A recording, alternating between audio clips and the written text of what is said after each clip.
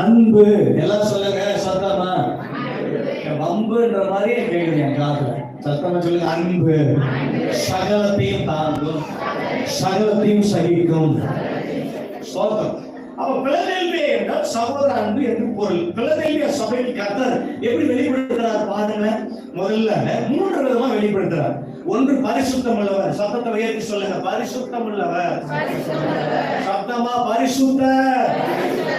எப்பவுமே ஆராதனையில பரிசுத்தர் பரிசுத்தர் பரிசுத்தர் என்று ஆராதிப்பது ரொம்ப பிரியம்.